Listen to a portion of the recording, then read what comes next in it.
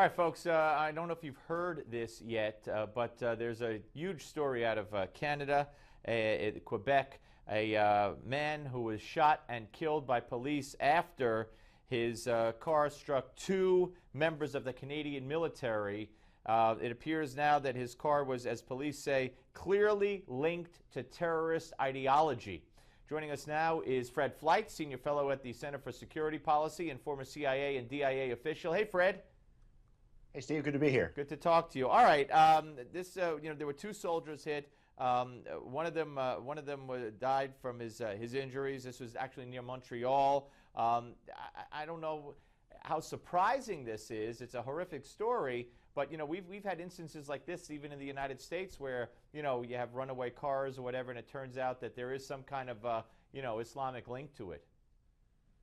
Steve, this looks frighteningly similar to an incident in May of 2013 when two Nigerian immigrants in London ran down a British soldier and then killed him with cleavers and knives.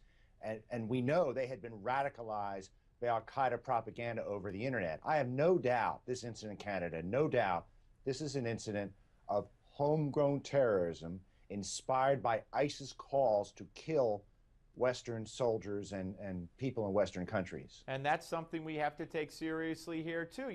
I don't know what the connection of this guy who they shot and killed with the car, I don't know what his connection was, if he was part of a group, a cell, or if he was a quote-unquote lone wolf. But lone wolves are just as dangerous.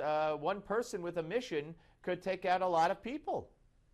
That's exactly right. Well, Canadian officials have already said that the people who committed this murder in Canada were radicalized. They know that. It's not an accident that radicalized Canadians run over soldiers. This wasn't a road accident.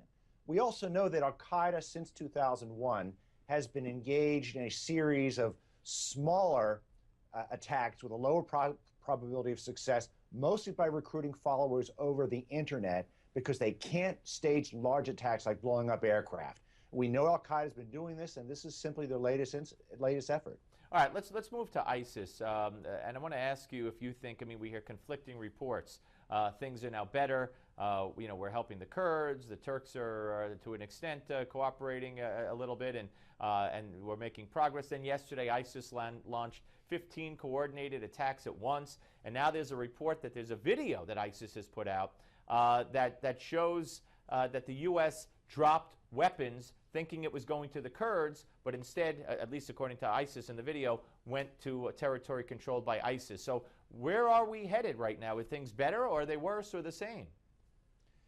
Well, Steve, the experts with whom I've consulted in Washington are underwhelmed by the success of our program. And basically, they're sticking to the maxim you cannot win a war with air power alone. It's not a surprise that some of our weapons may have fallen into ISIS hands. If we have no boots on the ground to direct these airdrops, some of them are going to fall into the hands of our enemies. Yeah, no, absolutely. And, again, I think we've increased the number of airstrikes, and they tell us how many times they struck, they being us, but I still don't understand why we're doing so few, relatively speaking, compared to what, we could do and what we did in the Iraq War. It doesn't make sense to me.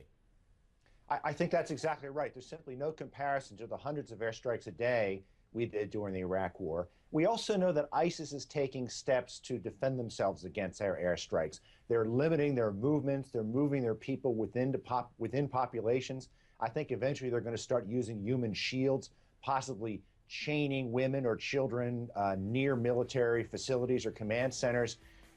They're not going to be defeated without troops on the ground, or at least special forces. And I suspect that the president knows this, and he's eventually going to have to make a decision on whether he will at least send in special forces to direct some of these attacks. All right, Fred. Great to talk to you, sir. Thank you very much. Good to be here. Fred Fleitz, ladies and gentlemen. A very interesting conversation on both those stories, ISIS and the Canadian attack. Up next, it's the one, the only, Give Me Five. Don't go away.